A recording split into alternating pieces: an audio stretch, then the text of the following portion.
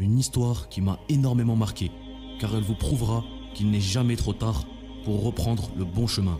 Et cela, peu importe qui nous sommes aujourd'hui, quels que soient nos péchés, nos erreurs, nos manquements, il n'est jamais trop tard pour se repentir. Et même s'il faudra recommencer depuis le début, l'histoire de cet homme que je vais vous raconter aujourd'hui saura vous convaincre de ce que je dis. Cette histoire vous prouvera que la pire personne que vous connaissez peut devenir la meilleure d'entre nous. C'est l'histoire d'un homme qui vivait à la ville de Basra, en Irak, à l'époque où régnait l'imam Anas ibn Malik, qu'Allah soit satisfait de lui. Cet homme était un alcoolique, c'est tout ce qu'il faisait de ses journées. Il n'avait aucune éducation, aucune pudeur et ne connaissait pas la moindre bonne manière. Il était tellement loin dans son ignorance qu'il ne faisait jamais attention à ce que les autres pouvaient dire ou penser de lui. C'était l'une des personnes les plus ratées de son époque. C'était la définition même de la jeunesse perdue. Il était une honte, surtout qu'il avait vécu à l'époque d'un si grand imam, l'imam Malik.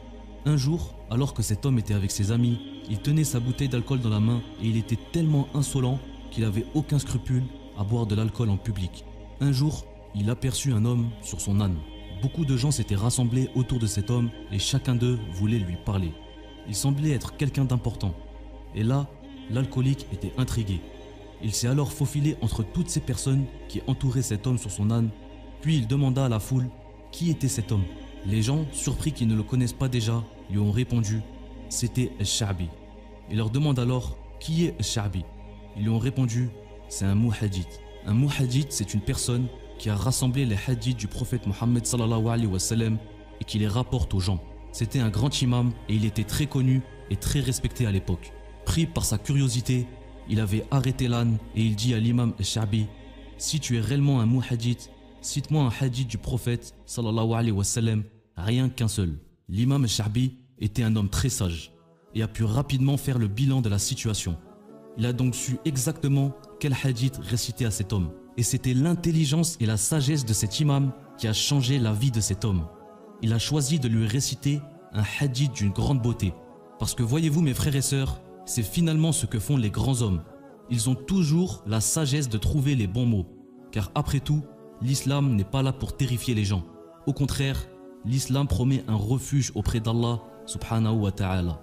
Allah subhanahu wa ta'ala dit « Par la sagesse et la bonne exhortation, appelle les gens au sentier de ton Seigneur et discute avec eux de la meilleure façon. Car c'est ton Seigneur qui connaît le mieux celui qui s'égare de son sentier et c'est lui qui connaît le mieux ceux qui sont bien guidés. » Ainsi, ce grand imam lui a récité le hadith suivant. Parmi ce que les gens ont retenu des paroles prophétiques anciennes, celle-ci. Si tu n'as pas de pudeur, fais ce qu'il te plaît.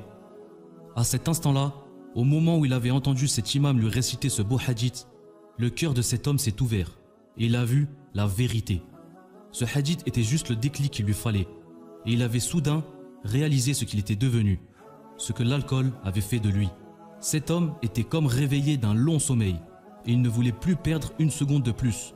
Il a décidé alors de quitter Basra et il s'est dirigé vers El-Medina El-Munawara, qui est Médine, où vivait l'imam Anas ibn Malik, qu'Allah soit satisfait de lui, et il a commencé à apprendre les hadiths. L'imam Malik était devenu son instructeur et lui avait appris tout ce qu'il savait. Savez-vous qui était cet homme, mes frères et sœurs? C'est Abdullah ibn Maslama. Et aujourd'hui, il est connu comme l'enseignant des deux plus grands ulémas de l'islam. Qui étaient ces savants? C'était l'imam Muslim et Al-Bukhari, les deux plus grands auteurs de Sahih de hadith que nous connaissons aujourd'hui. C'était cet alcoolique, cet homme qui semblait avoir aucune pudeur, qui les a encadrés.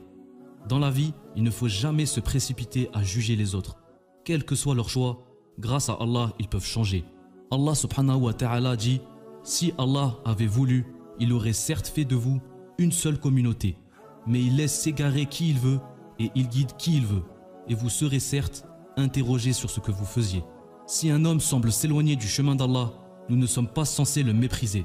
Au contraire, notre devoir est de lui rappeler à quel point l'islam est beau, à quel point c'est apaisant de lire le livre d'Allah et de se prosterner pour lui. On demanda un jour à l'imam El-Ghazali quel était le jugement d'une personne qui ne faisait pas sa prière. Il a répondu, son jugement est qu'on l'emmène avec nous au masjid prier. C'est ça l'essence même de l'islam. Allah nous a créés et il sait mieux que quiconque que nous sommes faibles et que nous pouvons facilement céder et qu'on fait parfois des erreurs, des péchés que seul Allah connaît. Et pourtant, il garde notre secret. Savez-vous pourquoi?